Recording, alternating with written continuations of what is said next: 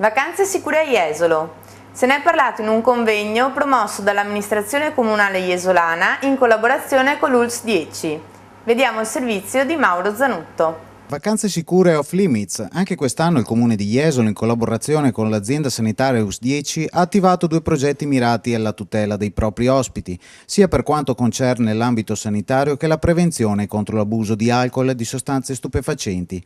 Da maggio a settembre, dunque ogni fine settimana, nelle maggiori piazze e nei principali locali del litorale stazioneranno i mezzi e gli operatori del pronto soccorso e del servizio per le dipendenze. Il progetto si sviluppa portando i nostri mezzi e i nostri uomini sul territorio, soprattutto nelle piazze dove più c'è il divertimento di Jesolo, per una presenza sia di soccorso ma soprattutto di prevenzione. È un po' una metodologia che noi usiamo ormai da tantissimi anni e continuiamo a farlo perché vediamo che è funzionale.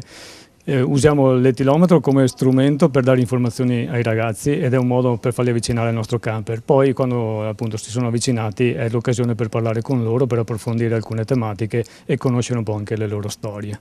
Dove sarete quest'anno? In che luoghi? Allora, sicuramente tutti i weekend, quindi vuol dire tutti i sabato notte, dall'1 fino alle 7 del mattino, al muretto al Key Club contemporaneamente con 2 gruppi, uno al Key Club all'interno e l'altro all'esterno del muretto con il camper.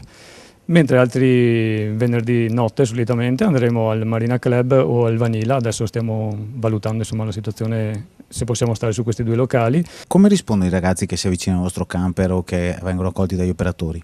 Ma di solito sono incuriositi perché non capiscono la presenza di questo camper o dei nostri operatori, del nostro materiale informativo dentro al locale. Poi quando si avvicinano iniziano a rovistare tra il materiale informativo, a scegliere qualche card di una o l'altra droga e i ragazzi vengono appunto avvicinati agli operatori e nasce così quasi casualmente questo contatto. Sì, un progetto complessivo di un divertimento consapevole che deve avere delle garanzie sempre più ampie, soprattutto per le famiglie che portano tanti giorni nella nostra località. Ecco che allora i 2 progetti che abbiamo presentato oggi, Off Limits e Vacanze Sicure, si inseriscono in una strategia più complessiva che è fatta di controllo del territorio con i vigili nei punti strategici per controllare il tasso alcolico, che è fatta di un trasporto che aiuta i giovani a muoversi nella nostra località con l'Imobus e anche con l'assistenza, così come prevede questi 2 tipi di progetti, nelle zone più calde della nostra città come Piazza Mazzini in particolar modo.